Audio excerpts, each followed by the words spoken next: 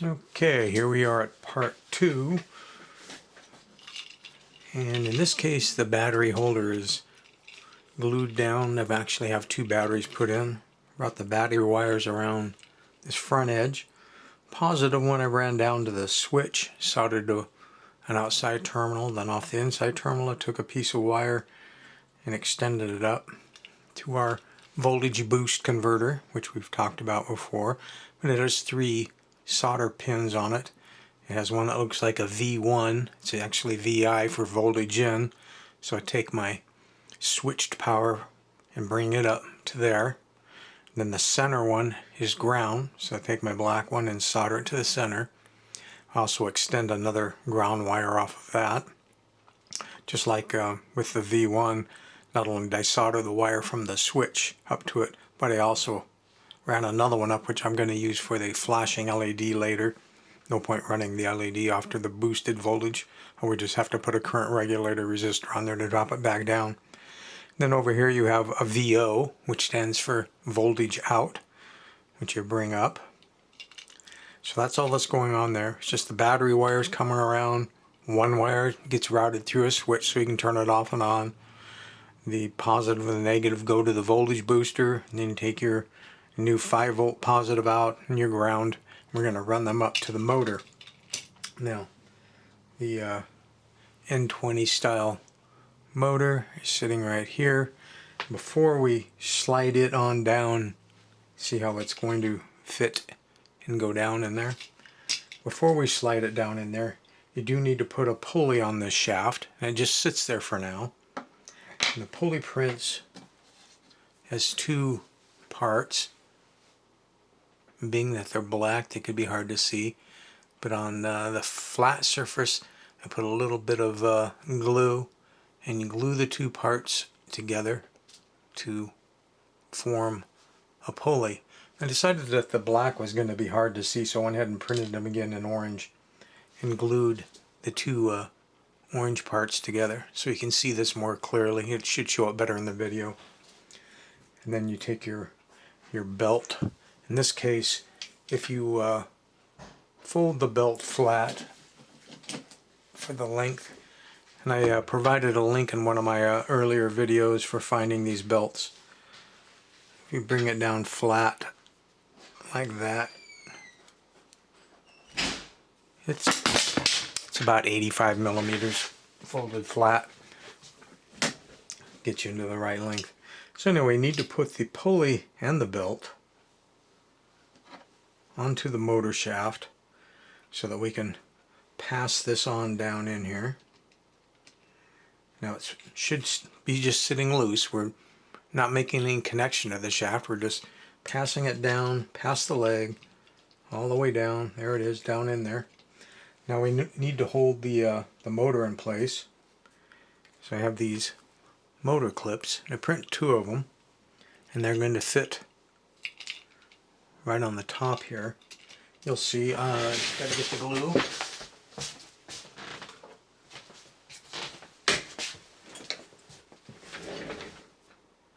And since I haven't used it in a while, it's probably plugged up, so we'll get it here. I just put a drop on and there, and drop on there.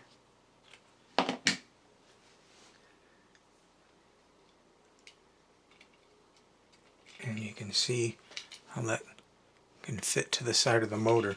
Now I have 2 of them, so we might as well put them both on. It's not like the motor is going to go anywhere. But what the heck, right? They're small.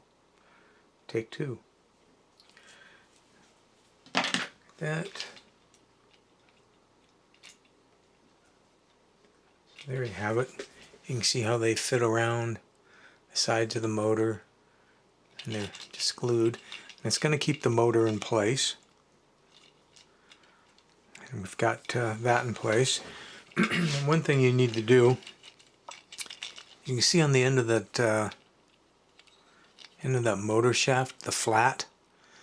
Get the flat either aiming straight up or straight down, because we're going to be pushing the pulley, the cam in next, and it has a flat.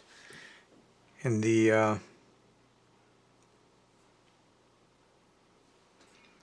maybe I said that wrong.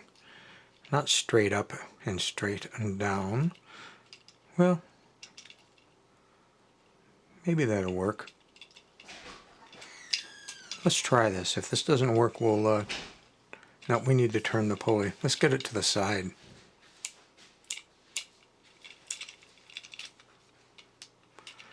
Well, the only way I'm going to be able to run is if I put those wires on top. So let's go ahead and attach our motor wires.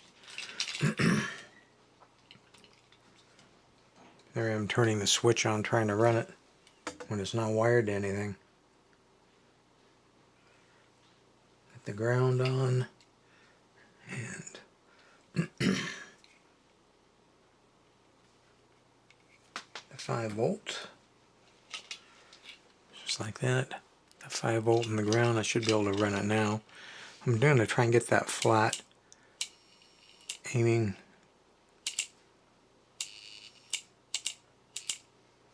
to the front more or less. I think that might make it easier to, yep. See, then you can push that cam link in. Now the one on this side, when you push it in, we need to keep it centered with that little pulley piece. We're not going to worry about gluing the pulley on yet. It just needed to be there or we wouldn't be able to work it in later. Same with the belt. So if the one in the front was aiming to the front, and the one in the back will be aiming down. I don't think I can do this and keep everything in camera.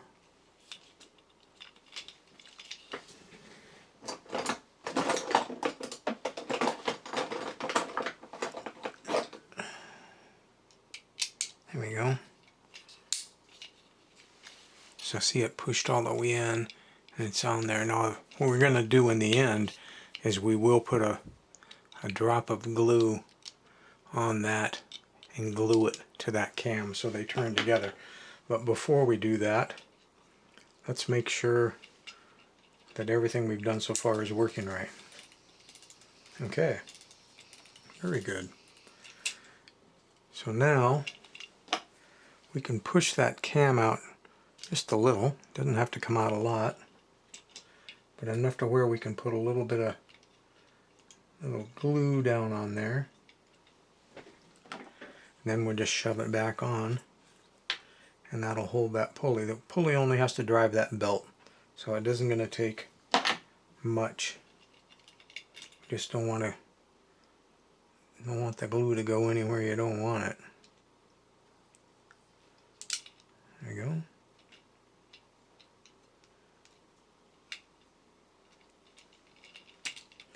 We'll let that set up.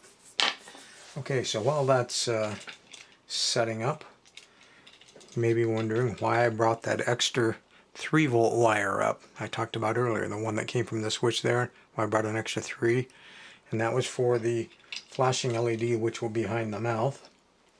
So I have a standard red flashing LED, the short leg. As you can see, there's a short and a long, and sometimes there's a flat side right there. That indicates the negative lead, and the red flashing LEDs will work on 3 volts without bringing in any sort of current limiting resistor or anything like that.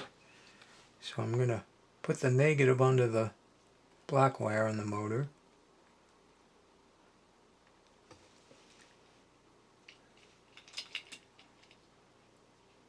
And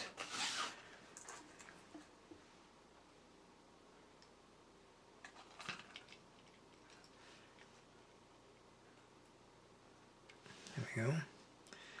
In the end, that'll get bent around. We won't know till we get the body on there exactly where that gets bent around to, but just bend it kind of at a right angle and out of the way for now. And then the positive lead, I'm going to put that 3-volt wire onto that.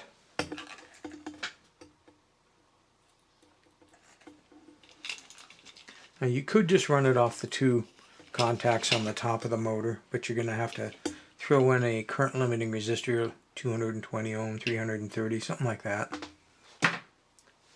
to keep from damaging the flashing red LED. Let's see if that works. Yes, it does. So now we're walking with a flashing LED. Very good.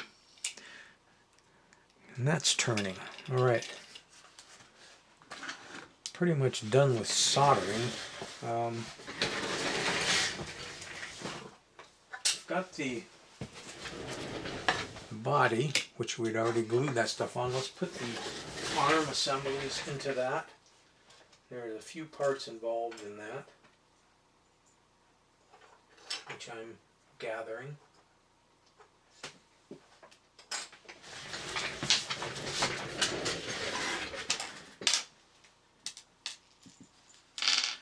Okay, got all the parts here. So we've got these arm axles cam parts, and they're going to push into the holes from the inside. So make sure you clean your holes, make sure they're round. You can test fit them from the outside first. It should move completely freely. If it binds at all, get in there with some sandpaper or something, and or your X-Acto blade, and work on it a while. Then there's some spacers, which I printed in black because I printed the arms in black. I think it looks best if the spacer and the arms are the same color. Then you got the arms, which will print flat on your printer. I do put the supports in this inside hole and then just clear that out, and that part will push on there. Then I'm just taking a number 2 screw, and if I can see my screwdriver,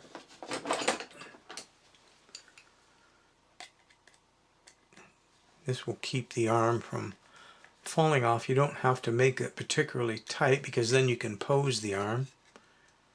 I'm going to, when that stop comes all the way up to the top, kind of want your arm in about that position. Kind of get you roughly where you're going to be. So let's do the other side. Put that in there. Put on the spacer. And the arm, put in the screw,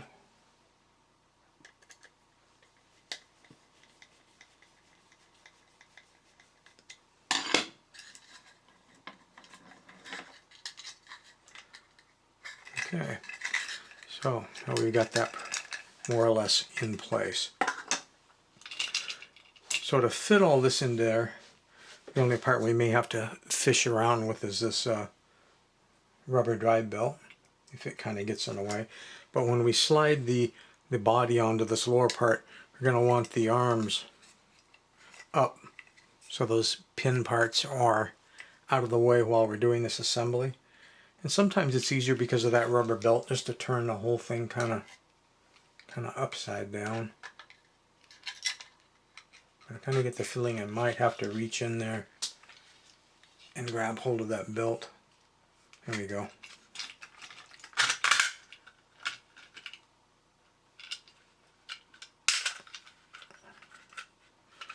Okay, so let's see if what we got so far is working. It is. We've got walking, we got arms, you've got a screw hole here and one here where you can put in, again, some small screws. I'm just using some number 2, and I seem to have lost one of them. That's fine. I'll just put one in from now. You guys get it. In fact, I won't put any in now, just in case we need to take that off. We'll just leave it be. Here's the new back door mechanism. This is the inside we're looking at, so you can see this can come up to lock into a hole. And this is the back side where you can move this.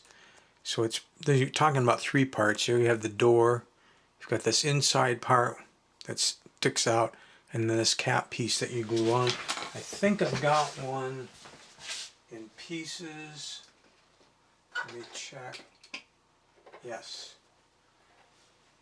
If I can find the pieces. Here we go.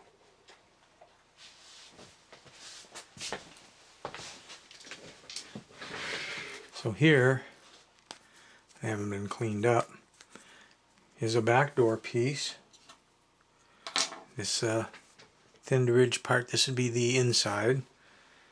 Then here's the little finger part that goes on the inside, so you can see how that can move up and down, and it protrudes out this side. And then there's this little cap piece. End up putting a little bit of glue inside that little cap piece and simply gluing it on and holding it. You kind of want it snug. You don't want it falling down on its own. That's basically what we've built here. So we should be able to test fit that now. And the bottom lip goes in first, and then the upper part just slides up. Yeah, so that worked. Okay, let's move on to the head.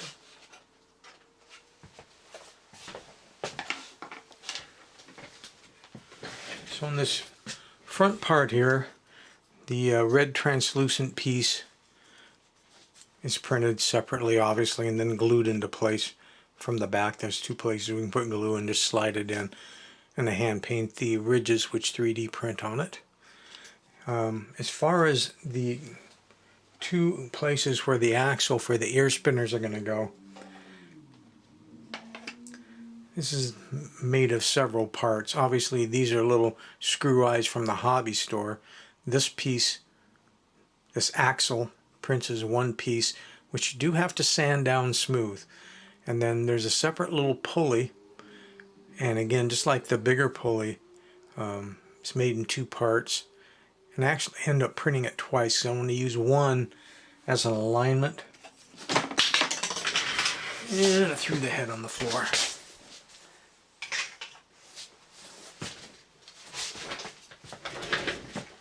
So when this is sitting in there, you can see how this pulley, when it's all the way over, kind of sets where that's going to be. Then this one can get glued. You want a little bit of slop. You don't want anything binding, but that keeps everything centered and keeps everything in place. And when that's in there, it has to be able to move 100% free. If you feel it binding at all or catching, it's not going to work. And I found that you can, once you sanded this one down smooth, you can wrap the sandpaper around this axle before you put these parts on. And you can then lay it in here and then sand these out nice and clean. Now I also found that I had a rat tail file, a round file, which fit in there perfectly.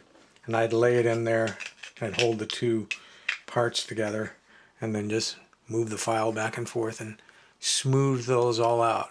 Because if there's anything, layer lines or anything there, that can bind everything up to where it's not going to work. So what we need to do now is we need to glue just the front half of the head in place. Not the back, just the front. But we don't need to be trying to hold all of this stuff, so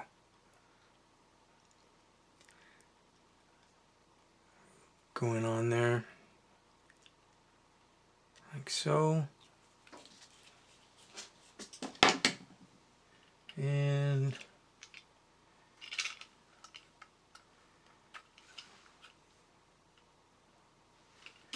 you want to make sure that you're getting it on square and nice and tight. You can put the front and the back on and just kind of pinch it together.